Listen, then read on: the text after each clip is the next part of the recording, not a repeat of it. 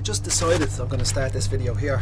I'm on my way to Sighisoara, something like that, in Transylvania.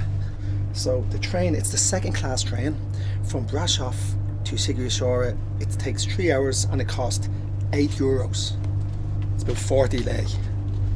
And look at the compartments. Now there's 2 or 3 other people staying here, but people are walking around or already found empty compartments and they're sleeping in them. So I'll just show you. Yeah.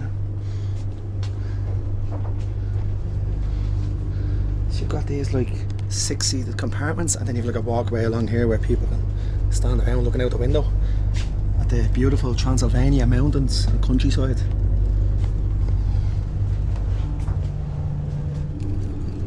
The old Grolsch, the German Pilsner. Boom.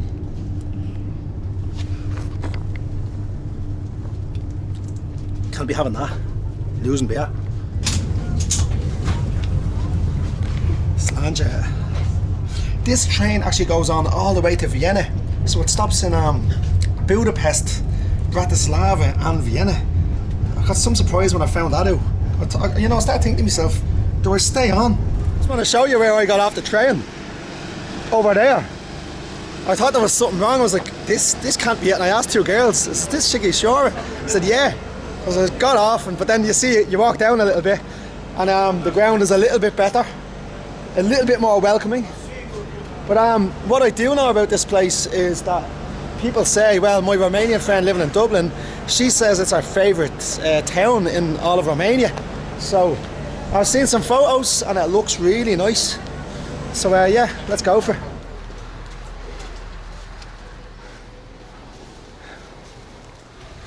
So my hotel is about a 2-minute walk from the station, apparently. Pensione Gia. And there's the station just over there. Okay. Good start, good start. So something funny just happened there. As I was walking in with the camera, there was an owl lad standing outside, and I'm just walking, talking into the camera. So the owl lad, when he came in with me, he called the receptionist, or he called the hotel owner to tell him that the guest was here. And I heard him saying, camera, camera. He said it twice. So they were chatting.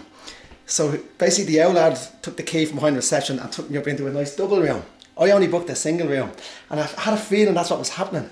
So like, right, this fella has a camera. He could be famous. Who knows, and he could be making a little documentary about the town, about the hotels. So anyways, they gave me the double room, and it's all right, like. It's alright. One issue, no air conditioning, and I'm getting sick of this no air conditioning in these rooms in Romania. But look, I'm only here for one night. Probably have to open that window. Yeah, alright. Good start. So, 8:30 at night. Not a great time to be exploring a new city, but I do have travel obligations. So I've no choice really, and I don't know if I'm going to get a chance to see the city or see the town in the morning. So I'll see what I can for now. Definitely much cooler here than it was in Brasov.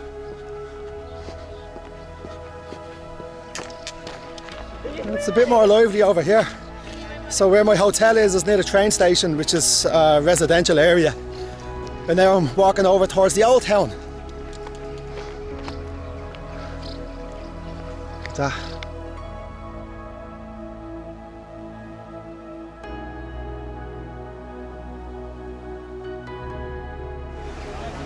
So another interesting thing I've noticed here in Romania, same in Bulgaria, is that people wait at the traffic lights. They wait for the green man to come up, even when there's no cars.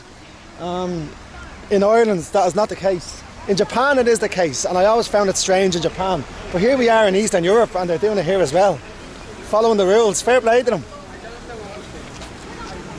Getting some nice views here as I go higher and higher.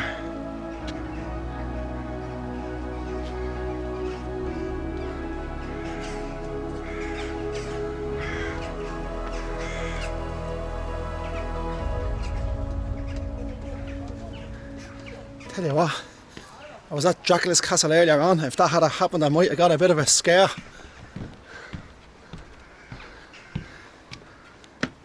It's coming into the old town here. See the European Union flag beside the Romanian flag? You see that a lot. They're very happy to be in the EU, it seems. I think the EU kind of dragged them out of their poverty-stricken history. It seems that way for a lot of these Eastern European countries like Bulgaria as well. So can you blame them? This is the famous clock tower. It's like the most famous landmark in Sighisoara. Sighisoara. Shakalaka.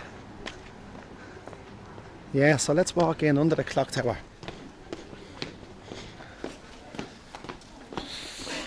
I'm walking downhill here, you know what that means? That means I'm going to have to walk up another big hill now in the next couple of minutes, so I don't think there's any point in going any further. Get a good look at this.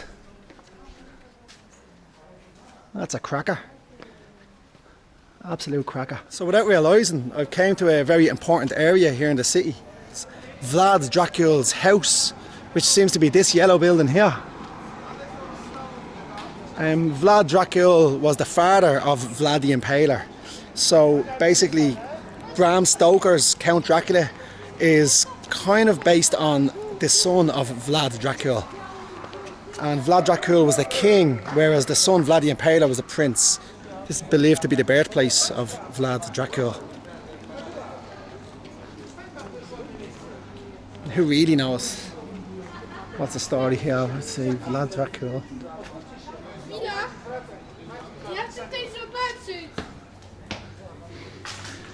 The first thing you learned was that he was a dwarf.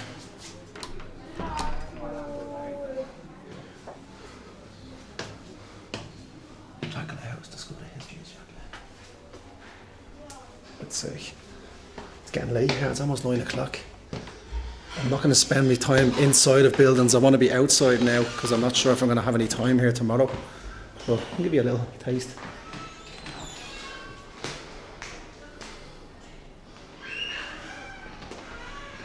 This is a restaurant. Very medieval style. So there's no one coming to annoy me yet. This is great. They're just leaving me alone. Here's Jurgen Klopp, Liverpool manager.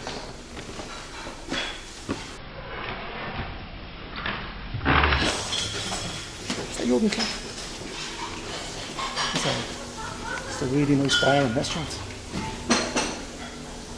Yeah, very nice. Right, that's enough of Dracula, the son of Dracula, the son of dragons, Order of the Dragons. When you research these things, you come across a lot of information, so you don't even know where to start when you're talking about it. Keep going up towards the old town. Okay, a bit of history about the city. In the 12th century, the Hungarian overlords of Transylvania imported German merchants, workers, settlers to basically build these towns and villages. And so today you can see the kind of German style architecture. I believe it's German. I don't have a lot of experience in Germany, but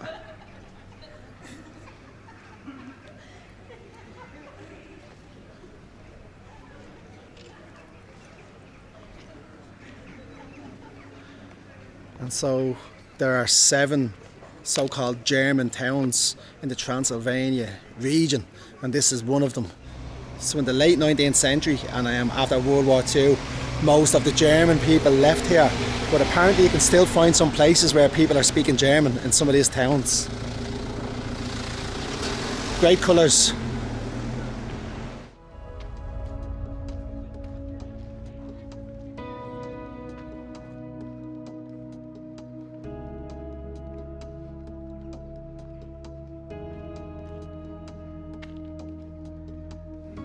So as you walk to the top of the hill in the village, you come across this covered staircase. I was thinking about going up it, and I'm like, you know what?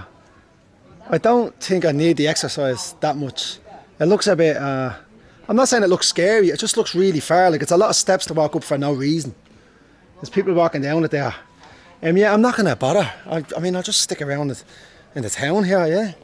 But just want to show you, it's pretty cool. Apparently it was built for kids to make their way to school safely in the winter.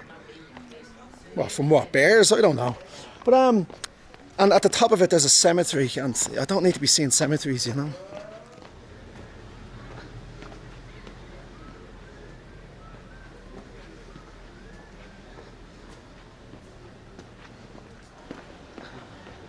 When I was booking my hotel earlier, I didn't notice a hostel right here in the centre. Some noise in there, people in there having fun. Me missing out on the party. It's a restaurant in there. I was just imagining a bar with a load of backpackers doing shots. I would have broke the door down. Nice church here at the end, we'll see what this is. So it's a Roman Catholic church, and like most of the landmarks in this city, it's very hard to find information, to find out what year they were built, even what the proper name is. You know, there's an about section on Google and there's nothing, there's no details. Yeah, that's a proper church, proper Catholic church. So here you have a little garden, a little memorial dedicated to the poet Sándor Petőfi, the Hungarian poet. Or Petőfi Sándor. Right beside the Catholic church.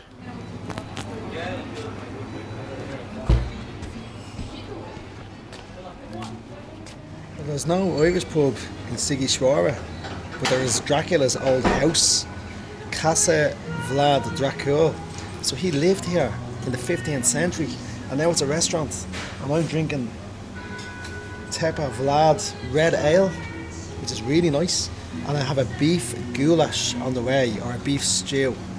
So it's kind of local food, Hungarian, Romanian. So yeah, it's really nice. Really glad I came. When I walked in, doing a little bit of hidden camera action, I don't know if you noticed, but there was two suspicious looking characters having dinner, sitting at the end of the restaurant. I think they were vampires. Let's see if it's as good as it looks.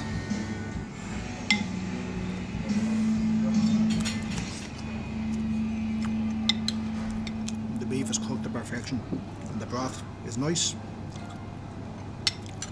I do want more salt. Yeah. Definitely worth the experience. You have to let me out, we're locked in here. Here we go. And that was a bit of crack now. Definitely. There's the clock tower lit up.